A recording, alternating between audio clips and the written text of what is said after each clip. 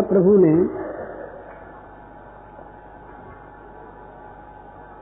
एक शिक्षाष्टक बनाया है।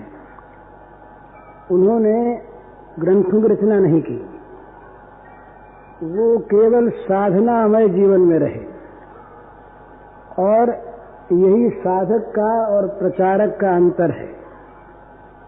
प्रचारक लोगों में प्रचार करता है, खुद रह जाता है ऐसे ही, अधिकांश ऐसे ही होता है। प्रचारकों से, उपदेशकों से उपदेश लेने वाले आगे बढ़ जाते हैं, पर उपदेशक क्योंकि अपने लिए उपदेश करते नहीं, इसलिए वो रह जाते हैं। उपदेशक का उपदेश पहले होना चाहिए अपने लिए। वो जो कुछ ठीक समझता है वो पहले स्वयं करे, तब वो कहने का अधिकारी होता है। और केवल जो लोगों को कहने के लिए कहता है, उसके कहने का न कोई विशेष मूल्य है और न उसके कहने से कुछ काम होता है। तो चैतन्य महाप्रभु ने जब से उन्होंने इस मार्ग में पैर रखा, न्याय के पंडित रहे। चैतन्य महाप्रभु न्याय के पंडित और इतने विलक्षण पंडित कि तमाम देश के लोग उस समय मिथिला छोड़कर न्याय के लिए नवद्वीप आया करते, न्याय पढ़ने के लिए। इतनी उनकी विशाल प्रतिभा थी कि बहुत छोटी उम्र में उन्होंने न्याय के ग्रंथों का निर्माण किया पहले। और त्याग इतना, ये सीखने की चीज है। उन्होंने 90 न्याय पर ग्रंथ लिखा और दूसरे उनके साथी ने ग्रंथ लिखा। एक दिन नाव में गंगा में बैठे जा रहे थे, ये भी साथ थे, वो भी थे। तो इन्होंने वो ग्रंथ लिखा था, वो इनके हाथ में था, चैतन्य महाप्रभु के, और ये पढ़ के सुनाने लगे। तो जो दूसरे पंडित थे जिन्होंने ग्रंथ लिखा था, वो पढ़ सुनते रोने लगे। तो इन्होंने कहा रोते क्यों हैं? तो उन्होंने कहा महाराज रोऊं क्या, इस ग्रंथ के सामने मेरे ग्रंथ को कौन देखेगा? महाप्रभु निमाई पंडित बोले रघुनाथ रो मत, इस ग्रंथ में कौन सी चीज है? बोले ये ऐसा ग्रंथ है कि इसके सामने मुझे कोई पूछेगा नहीं। बोले यही बात? बोले यही। ग्रंथ उठाया और पन्ने गंगा में बहा दिया। धनी धन का त्याग कर दे सकता है, परंतु लेखक सिद्धांत का प्रतिपादन करने वाला कोई सिद्धांती अपने ग्रंथ को गंगा में बहा दे, ये बहुत बड़ा त्याग। इतने बड़े महाप्रभु त्यागी थे। ये जब गया जी गए और गया जी से जब लौट कर आए तो पलट गए। पाठशाला में बैठे, अब न्याय के महान पंडित, बड़े बड़े विद्वान उनके पास पढ़ने को आते थे। तो जब वो विद्यार्थी सब बैठे, ये बैठे, पढ़ाने का समय आया तो बोले कृष्ण केशव कृष्ण केशव कृष्ण केशव पाहि माम, राम राघव राम राघव राम राघव रक्ष माम। विद्यार्थियों ने कहा महाराज हम पढ़ने आए हैं, कीर्तन करने नहीं आए हैं, हमको आप पढ़ाइए। महाप्रभु बोले पढ़ाई तो रहा हूं,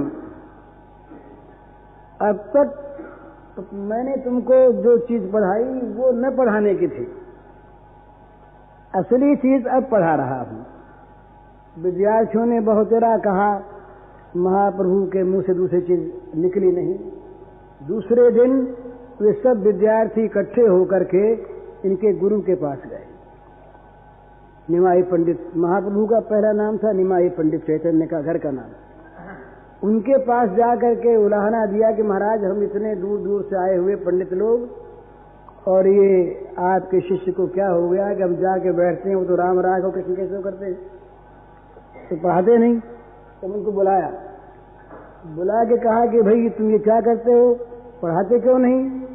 तो बोले महाराज क्या करने, में तो पढ़ाना ही चाहता हूँ पर मेरे मुंह से कुछ निकलता नहीं। और तो कहा अच्छा अब पढ़ाया करूँगा, अच्छा चेष्टा करूँगा। लौट ही आए, फिर विद्यार्थी सामने गए, वहां तो वही राम राघव कृष्ण केशव। तो विद्यार्थियों ने आशा छोड़ दी। तो ये तब से इनका ये जब तक गृहस्थ में रहे तब तक केवल नाम कीर्तन में रहे और सारा काम इनसे नहीं हुआ नहीं। गुरु की आज्ञा मानना चाहते थे, करना चाहते थे, पर वो गुजराती में एक पद है, राम बाण वाग्या होए ते जाने। ध्रुव ने वाग्या, प्रहलाद ने वाग्या, लागया ठहरे ठिकाने, राम बाण वाग्या होए ते जाने। राम का बाण जिसके हृदय में लगा हो उसको पता है राम बाण कैसा होता है। हम लोग कहते हैं 30-30 साल हो गए साधन करते और अब तक कुछ हुआ नहीं। सच्ची बात ये, क्षमा कीजिएगा, साधन किया कहाँ? साधन तो हम दिन भर करते हैं, इसके विपरीत घड़ी आध घड़ी पोथी लेकर के बैठ गए और दिन भर उसके विपरीत आचरण किया, ये साधन थोड़े ही है। 30 साल तक साधन करने की आवश्यकता नहीं, पर साधन में लगन होनी चाहिए, साधन में ये बुद्धि होनी चाहिए कि यही हमारे करने की चीज है।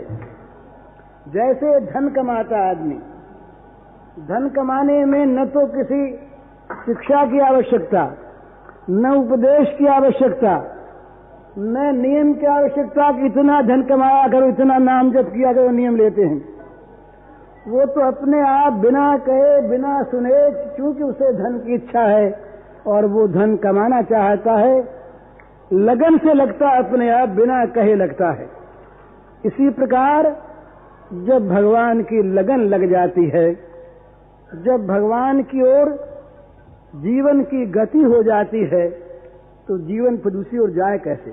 जब गति उनकी ओर है, जब जीवन की गति भगवान की ओर है, तो दूसरी ओर जीवन जा नहीं सकता। जाता है तो जीवन की गति भगवान की ओर नहीं। एक बार की बात है, काशी में मणिकर्णिका घाट पर, ये जेठ के महीने के बाद और शुक्ल पक्ष था, चांदनी रात, तो कुछ लोगों के मन में आए कि चलो चांदनी रात में नाव पर बैठ करके और प्रयाग जाएंगे। तो मणिकर्णिका पर नाव भाड़े की और नाव में सवार हो गए। अब काशी में तो घुटती है ना जरा, भांग, उसको भांग नहीं कहते, उसके अलग अलग नाम हैं। काशी में भांग का पहले बहुत था, अब कम है। तो भांग पिए हुए थे, बैठने वाले भी और केवट भी, हाँकने वो नाव चलाने वाले भी। तो ये सब बैठ गए, बोले नाव हाँको, बस नाव चलाने लगे। चलाते चलाते सवेरा हो गया, सो गए, नींद आ गई थी। सवेरे जब नशा उसा उतरा, जागे, तब बोले अरे ये नाव तो मणिकर्णिका के पास बड़ी खड़ी है, तो गई नहीं, क्या तुम लोगों ने डांड नहीं चलाया? बोले डांड चलाते हमारे हाथ थक गए, चला के रात भर डांड चलाया, तब नाव गई कैसे नहीं? तो देखा तो रस्सा बंधा था वैसे ही, तो रस्सा खोला नहीं, डांड चलाते रहे तो नाव आगे बढ़े कैसे? इसी प्रकार हम लोगों ने साधना की, कहाँ रस्सा बंधा ही है। रस्सा बंधा रखकर और कहते हैं भगवान हमको मिले नहीं। अरे भगवान के लिए तुम रस्सा कहाँ खोला, उधर तुम गए ही कहाँ?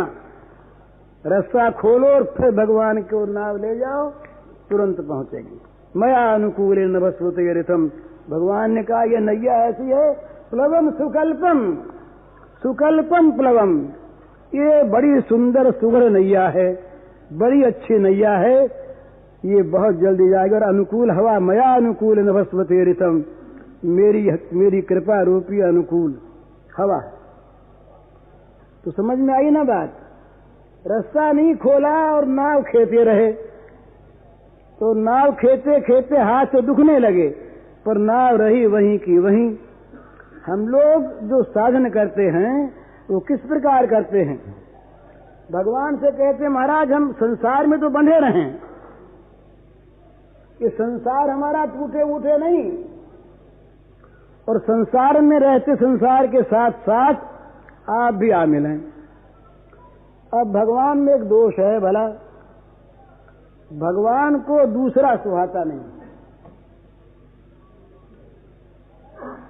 वो कहते भी हमसे मिलना हो तो अकेले में आओ, और अकेले आओ, हम अकेले हों तब आओ, और जब आओ तो दूसरे को साथ लेके मत आओ, अकेले में आओ। माम एकम शरणम ब्रज अनन्या चिंतयन्तो माम। 10-20 चीज को साथ लेके आओगे तो भैया हमारे यहां जगह नहीं है, और हमारे पास 10-20 को बैठा के मिलना चाहोगे तो 10-20 के साथ जैसे मिलना होगा वैसे होगा, अंतरंग मिलना होगा नहीं। अंतरंग मिलना हो तो अकेले में आओ भाई, और अकेले आओ। माम एकम शरणम ब्रज। तो हम लोग क्या करते हैं, जगत ज्यों का जो बना रहे, जगत की आसक्ति भी बनी रहे, जगत की ममता भी बनी रहे, और जैसे घर में मोटर गाड़ी है ऐसे आप भी आके रह जाए।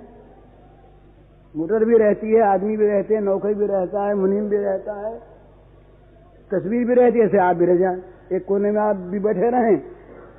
तो भगवान कहते हैं भैया हम तो ये सब कुछ लेके आएंगे, या तो इन सब को रखो और या हमको रखो।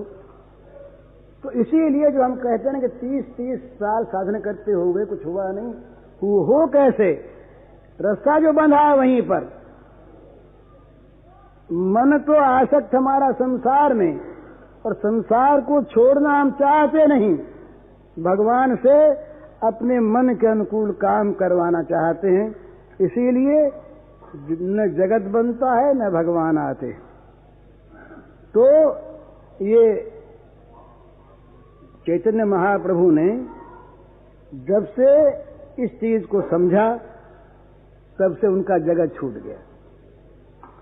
और एक बात और, जगत छोड़ना नहीं पड़ता भला, एक बात और ध्यान में रखने की है, छोड़ना नहीं पड़ता।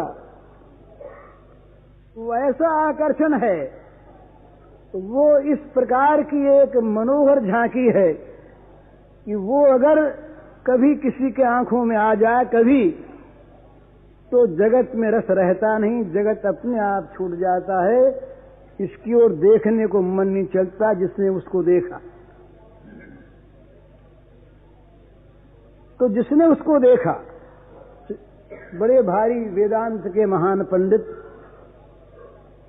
मुसलमान स्वामी, और एक दिन जरा सा देख लिया, जरा सा श्री कृष्ण ने नजर में आ गए। कैसे महान विद्वान जिन्होंने ग्रंथ लिखा है अद्वैत सिद्धि, इतने बड़े महान विद्वान वेदांत के, एक दिन नजर के सामने जरा से आ गए श्री कृष्ण, लुट गए वो तो वहीं पर लुट गए महाराज। बोले कोई तत्वत्व की बात कहो, बोले अच्छा सारा तत्व भूल गया। वंशी विभूषित करात नवनीरदाभात पीतांबरादरुण बिंब फलाधरोष्ठात पूर्णेन्दु सुंदर मुखात अरविंद नेत्रात कृष्णात परम किमपि तत्वमहम न जाने। भूल गए।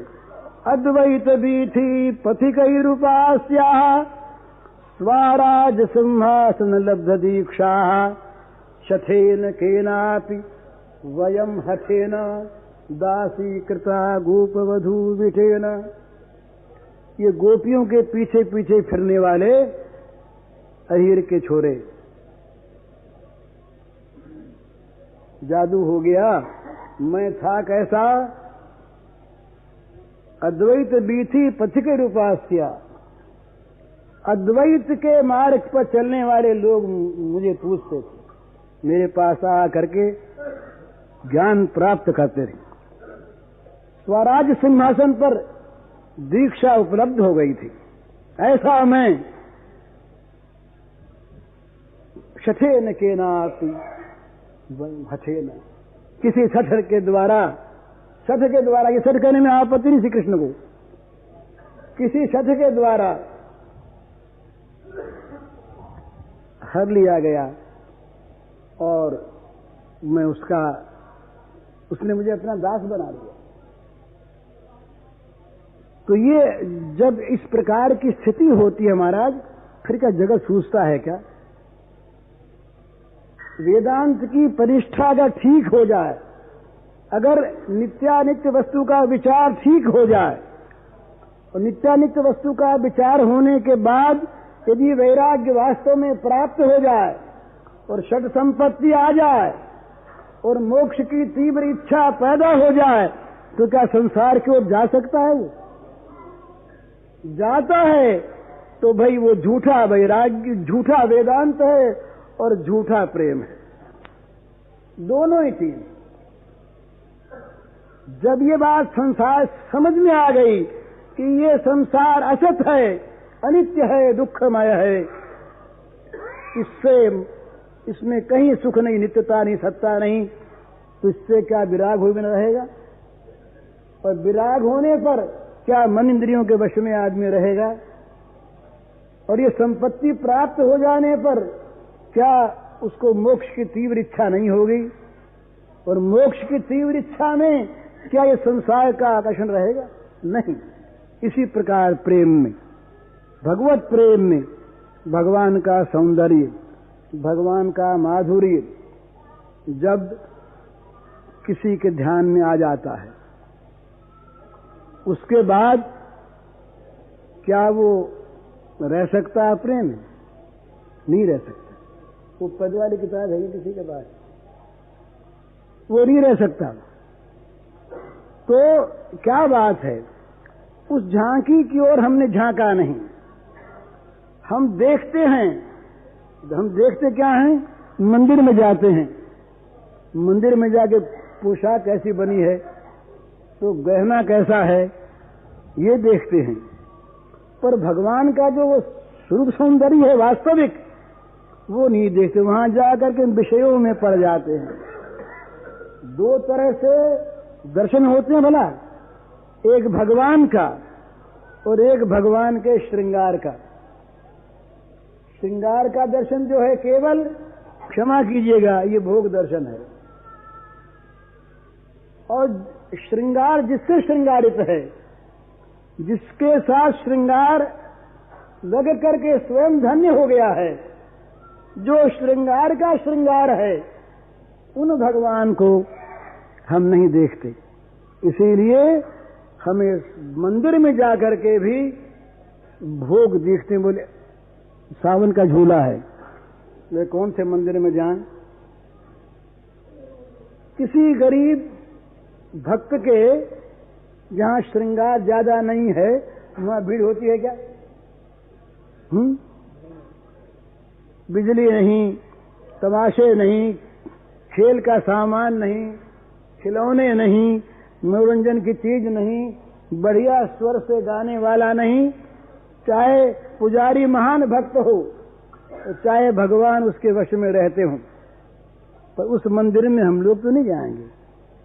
हम लोग उस मंदिर में जाएंगे जहां बड़ी साज सजावट है, जहां बड़ी अच्छी पोशाक है, जहां बहुत अच्छे खेल के सामान हैं, खिलौने। बोले यहाँ बड़ा अच्छा है, इतना बढ़िया झूला है कि कहीं देखा नहीं, बड़ी भीड़। तो वहां हम झूला देखने जाते हैं या भगवान देखने जाते हैं? चीज है ये, जिसका भगवान में मन रम जाता है ना, वो फिर जगत की किसी वस्तु से आकर्षित नहीं होता। उसका तो वो जो भगवान का स्वरूप सौंदर्य है, वो सौंदर्य ही, वो माधुर्य ही उसको सब ओर से सब समय खींचता रहता है, दूसरी ओर जाता नहीं। तो ये प्रचारक और साधक इनका मैं भेद बता रहा था। ये दो भेद हैं। आचार्य कोटि के जो लोग हैं और जो पहुंचे हुए महात्मा हैं, जिन लोगों को लोक संग्रह अपेक्षित है, उनकी बात मैं नहीं करता। लोगों में जो केवल प्रचार करना चाहें तो स्वयं वैसा बनने की चिंता न करें वो, और लोगों में प्रचार हो न हो, जो स्वयं उसके अनुसार अपना जीवन बनावे वो। इनमें जीवन बनाने वाले ऊंचे हैं, वो लाभ में रहेंगे, और वो अगर बन गए तो बिना उपदेश के, बिना प्रचार के इतना प्रचार होगा जिसका कोई ठिकाना नहीं। ये जितने आदमी यहां पर आए हुए हैं ना, 1500, 2000 सब मिला के 2-3 हजार, ये आदमी में अगर साधक बन जाएं और कुछ न कहें, कोई प्रचार न करें, उनका जीवन प्रचार करेगा। उनकी सत्यता, उनकी अहिंसा, उनका प्रेम, उनकी निष्ठा, ये प्रचार करेगी अपने आप। जबान से प्रचार करने की कोई आवश्यकता नहीं। तो हम लोगों को देखना है कि हम लोग बनते कितने हैं, वास्तव में हमारे जीवन का निर्माण कितनों का होता है। सुनना और कहना ये दोनों अच्छा है, इसका विरोध नहीं करता मैं। अच्छा मेला है, ये सुंदर है, सात्विक है, परंतु साधना नहीं है।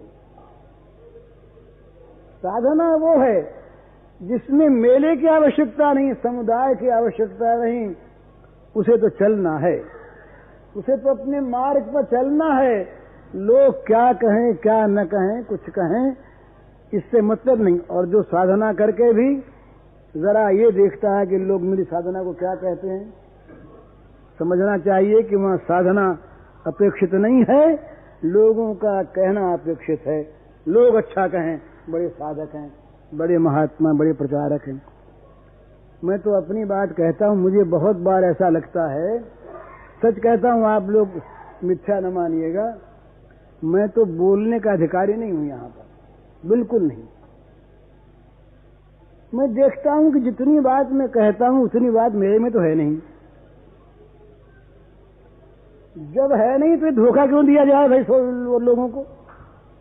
लोग ये समझ लें बेमतलब है कि ये बड़ा प्रेमी होगा, बड़ा महात्मा होगा, बड़ा ज्ञानी होगा, केवल शब्दों को सुनकर, ये धोखा ही है ना।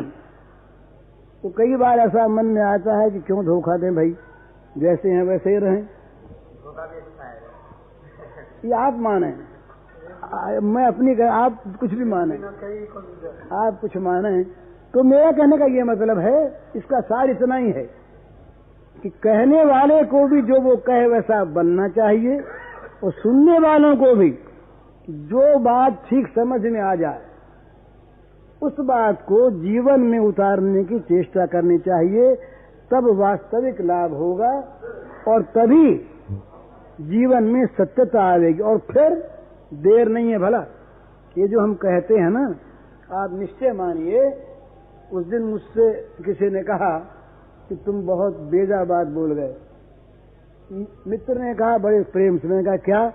तो तुमने कहा कि नौकरी मिलनी कठिन है और भगवान मिलने सहज हैं, ये तुमने कैसे कह दिया? तो भाई बात ऐसी ही है, वास्तव में बात ऐसी ही है।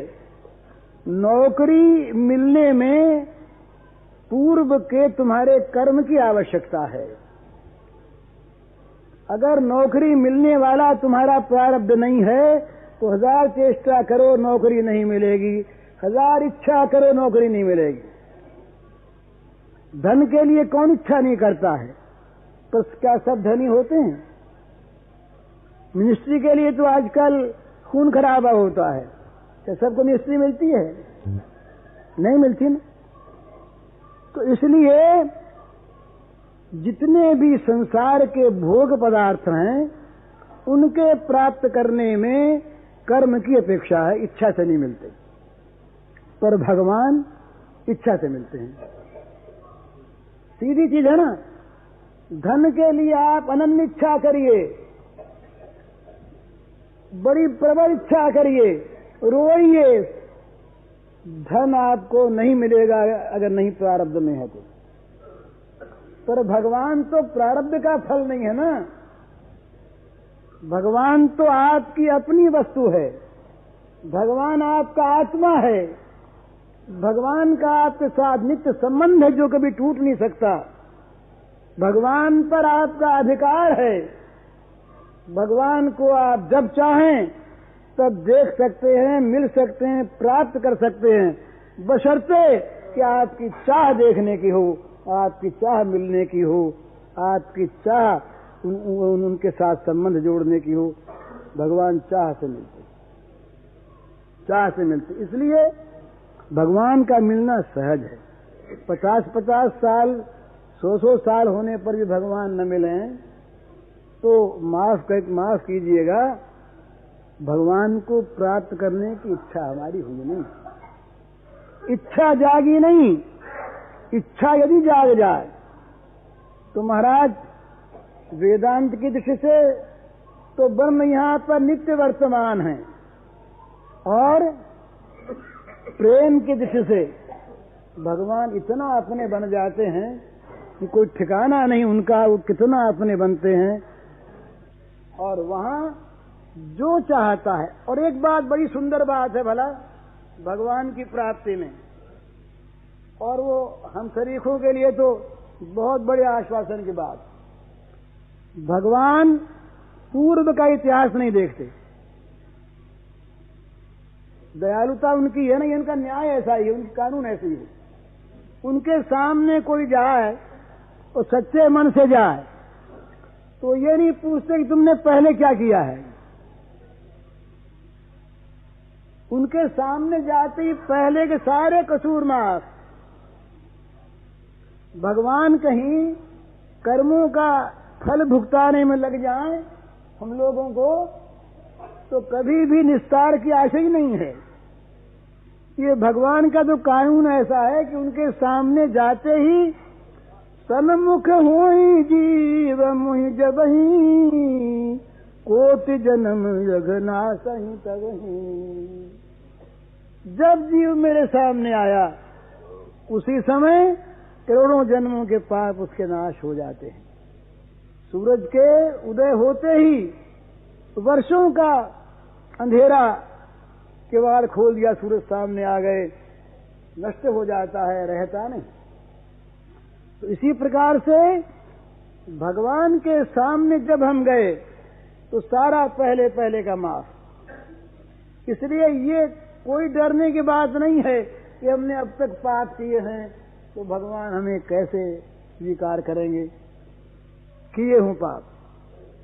छोटा बच्चा मल में भरा होता है, मल में भरा, चट्टी बैठ दी बच्चे में, और उसको करवट बदलनी भी नहीं आती, उल्टा सीधा हिला, तमाम भर गया मैले में। तो मैले में भरे हुए रोते बच्चे को देखकर क्या किसी माँ ने ये आशा की आज तक कि बच्चा जब नहा धो के आएगा तब मैं उसको बेटा मानूंगी, तब मैं स्नेह करूंगी, तब मैं इसको अपनाऊंगी? है कभी ऐसी कोई इतिहास में बात?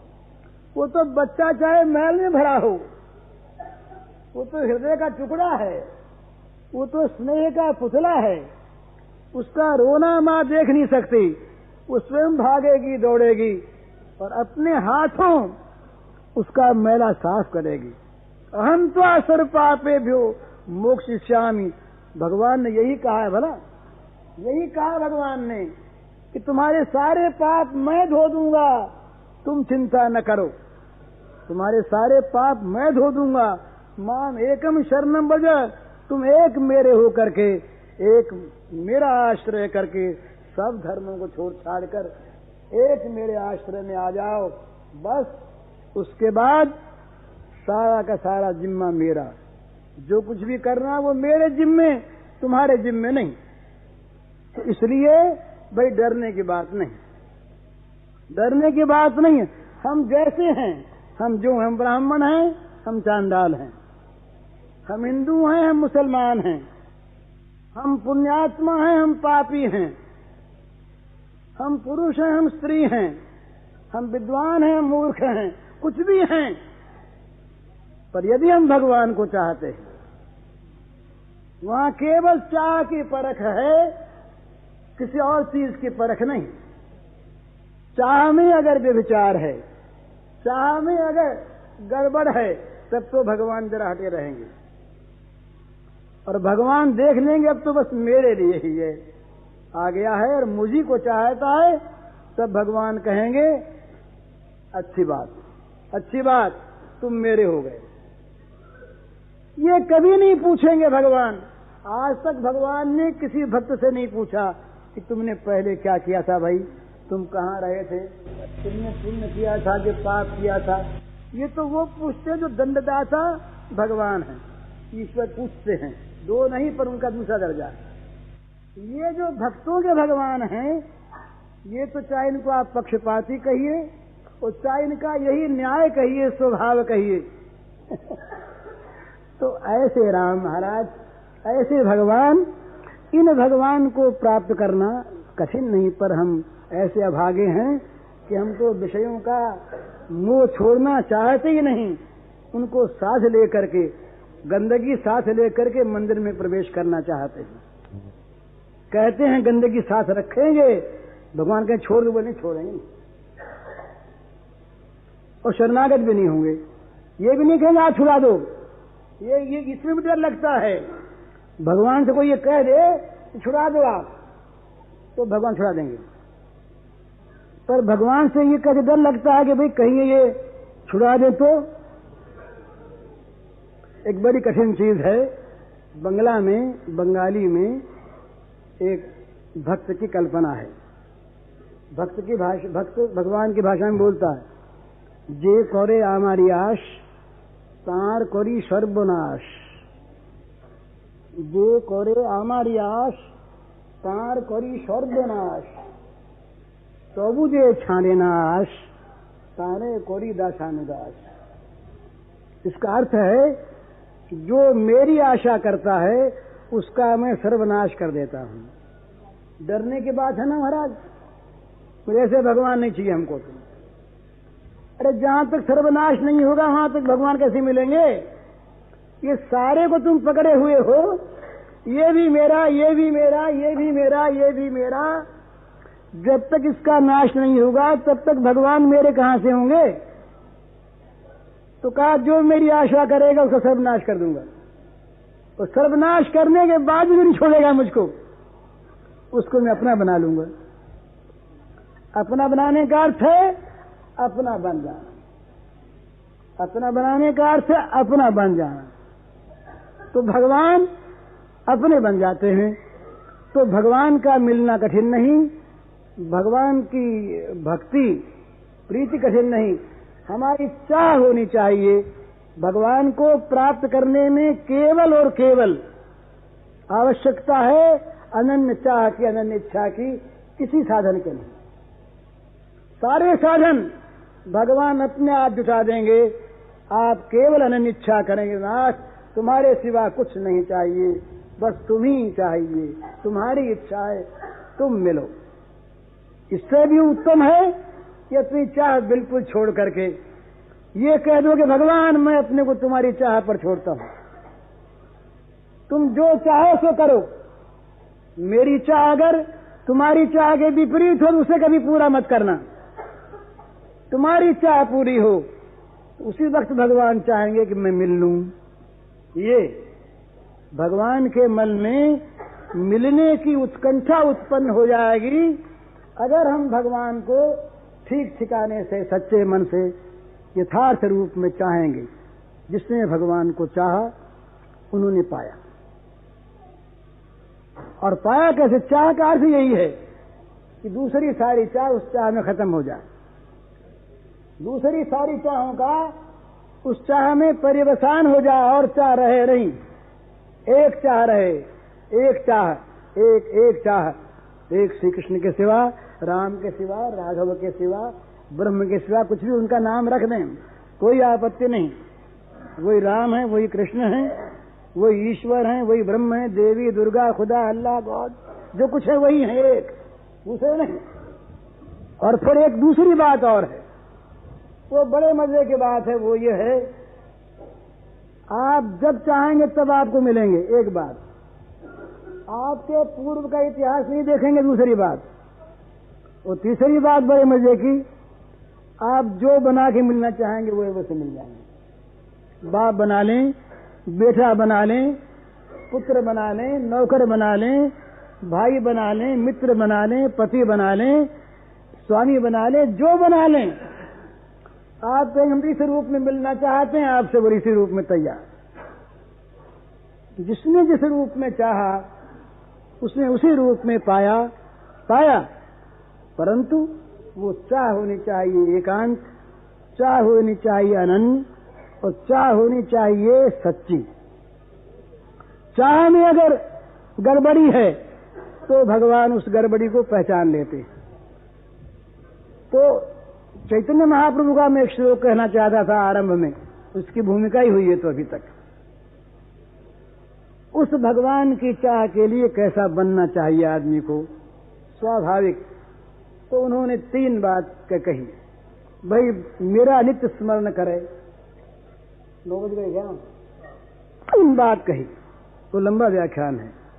तनादब सुने चेन तरो रिव सहिष्णुना अमानिना मान देना कितनी सदा हरी। वो साधक कैसा होना चाहिए?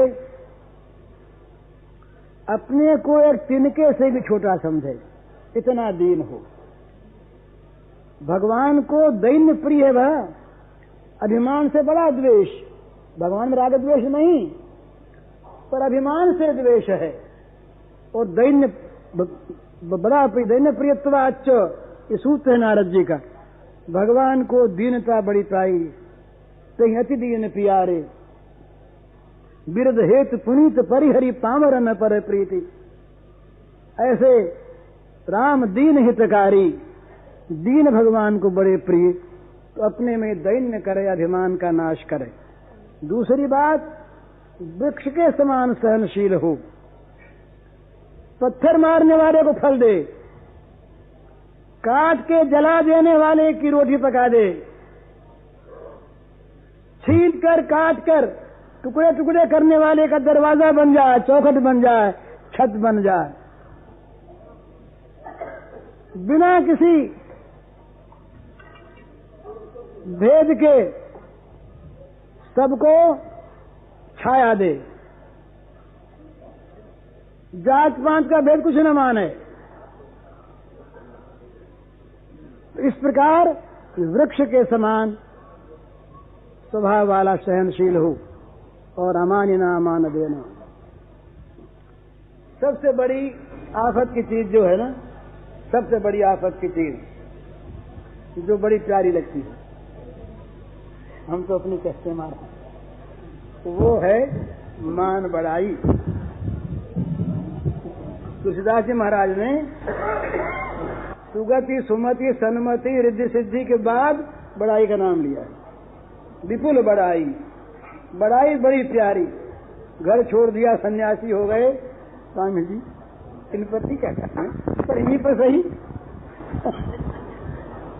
बोले स्वामी जी बड़ा महात्मा, बड़ी प्यारी लगी बात, बड़ी मीठी लगी बात, बोले बड़े महात्मा। क्या कहना है, क्या इनके चाह की बात कहनी है, बड़े महात्मा। अगर ये प्यारी लगने लगी तो सारा महात्मा मन काफूर हो जाए, रहेगा। पर बड़ी प्यारी लगती है बात, बड़ी प्यारी। एक महात्मा रहे, एक महात्मा रहे, बूढ़े महात्मा एक थे, जंगल में रहते थे। तो एक नए राजा थे, वो महात्मा बन करके आए, सब छोड़ छाड़ करके। तो बूढ़े महात्मा ने देखा कि जरा देखना है, तो वो छते से रोटी लेकर के आ रहे थे नए महात्मा। तो बूढ़े महात्मा ने पीछे से आकर के जरा कोहनी का धक्का दे दिया, रोटी गिर पड़ी। तो उन्होंने बड़े प्रेम से बिना किसी प्रकार का क्षोभ के रोटी उठा ली और फिर चल दिए। ये फिर पीछे गए, फिर धक्का दिया, फिर रोटी गिरी। अब की वो नए महात्मा ने रोटी तो उठा ली, जरा हंसे, फिर आगे बढ़ गए। तीसरी बार फिर रोटी गिरा दी, तब हंस के खड़े हो गए, हाथ जोड़ ली। बोले महाराज बड़ी कृपा आपने की, परीक्षा की मेरी, तो इतने बड़े राज्य का मैं त्याग करके आ गया महाराज। अब इस रोटी वाली बात में कौन सा मुझे क्षोभ होता। हंसी सी बात की थी कि मैं क्या इससे मेरे क्षोभ होता है, त्यागी हूं मैं। महात्मा बोले भाई इसी रोटी गिराई है कि तुमको अब तक राज्य के त्याग की बात याद है। इतना बार राज्य त्याग करके मैं आ गया, ये तुम अपने मन में याद रखते हो तो यही सुनना भी चाहोगे कि तो कितना बड़ा त्यागी है, इतना राज्य त्याग करके आ गया। वे राज्य का जब तक तुम्हारे मन में महत्व बना है तब तक राज्य का त्याग कहाँ हुआ, त्याग हुआ नहीं। इस त्याग का भी त्याग कर दो तब तुम त्याग। तो सबसे बड़ी चीज ये मान की जो है, तो अमानिना अमान देना। चैतन्य महाप्रभु कहते हैं कि अपने को एक राह के तिनके से छोटा समझो। राह का तिनका, कोई ठोकर मार दे, कोई ठोकर मार दे, सबके सहता है, कुछ कहता नहीं, प्रतिवाद नहीं करता। और वृक्ष के समान, वृक्ष में महाराज तीन चीज ऐसी है, वृक्ष को काट के जला दो तो रोटी पका देगा, हवन कर देगा, यहां तक कि तुम्हारे गंदे शव को जला देगा। जल करके तुम्हारी गंदगी मिटा देगा, जल करके तुम्हें भोजन दे देगा, जल करके तुम्हारे यज्ञ को संपन्न करा देगा। एक बात। दूसरी बात, उसको चीर लो, जरा जरा एक एक उसका बट्टा बट्टा चीर डालो, कहीं वो आपकी चौखट बन जाएगा, कहीं किवाड़ बन जाएगा, कहीं मकान की छत बन जाएगा, आपके रहने लायक चीज बना देगा। अपना सर्वस्व दे करके, अंग चिरवा कर, और पके आम हैं, उठाया पत्थर फेंका, चोट तो लगी उसको, और उसने बदले में मीठा रसीला रस भरा आम दे दिया। ये वृक्ष के समान सहनशील बनो तो क्या होगा, तब तुम भगवान का नाम लेने योग्य हो जाओगे। अथवा इन तीनों बातों को साथ करते हुए भगवान का नाम लो।